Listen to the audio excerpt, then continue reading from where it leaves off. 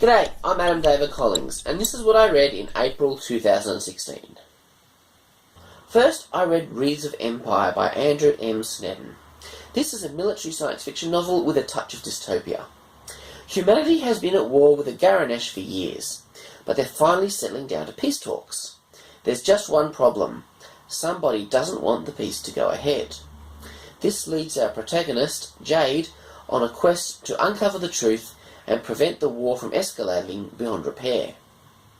The thing that really sets this story apart from other military sci-fi is that it's a quest not for victory but for peace. I found this refreshing and a lot of fun. I love the protagonist Jade. She's strong, intelligent and compassionate. She's got a few personal issues to work out as the story progresses, but she's likeable from day one.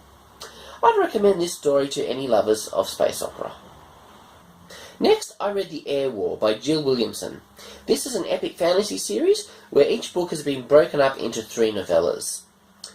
The Air War is the second episode of Book 1, King's Folly.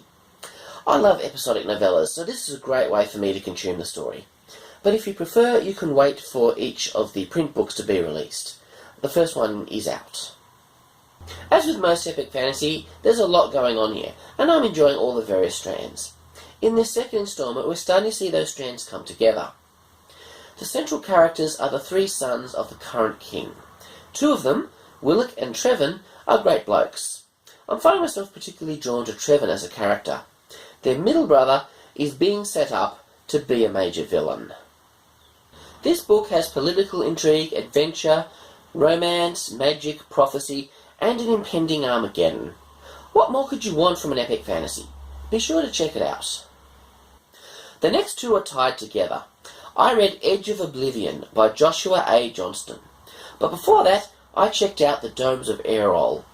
This is a short story set in the same universe, which you can get for free by signing up to the author's email list.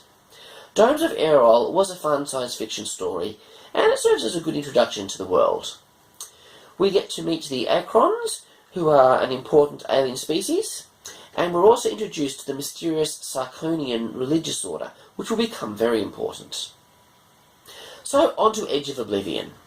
The story opens with the arrival of Malum, a planet-sized entity object which consumes ships and planets.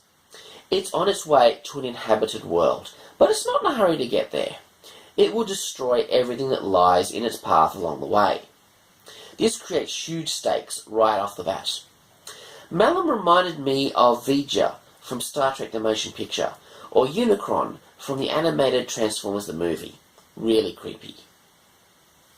Our hero is the captain of a minor Confederacy starship. Rather than being sent to join the battle fleet in a hopeless war against Malum, they're sent to find the fragments of an ancient alien parchment belonging to a long-dead religious order. It seems that the ink that the parchment was made out of is the same material as Malum's hull. This quest takes them to various exotic locations around the galaxy. On their way, they discover that this religious order is not as dead as they thought. This book kept me engaged and entertained all the way through. I've been in search of a book that pushes all the same buttons for me as Star Trek does, and Edge of Oblivion did this nicely. At the same time, it also pushes the Indiana Jones buttons. It was a wonderful blending of sci-fi and the adventure fiction genre. The book comes to a big and satisfying conclusion, which still leaves lots of scope for future stories, and plenty of mysteries still to be uncovered. I'll be reading the sequel the moment it comes out. Behind all of this was a spiritual analogy that I found really fascinating. What C.S. Lewis did with fantasy in the Chronicles of Narnia, Joshua A. Johnston has done with science fiction. The result was really interesting. Well, that's another month down. I've been reading some really awesome stuff lately. Leave a comment below and let me know your thoughts on these books. And don't forget to head over to adamdavidcollins.com to claim your free short story. Catch you next time.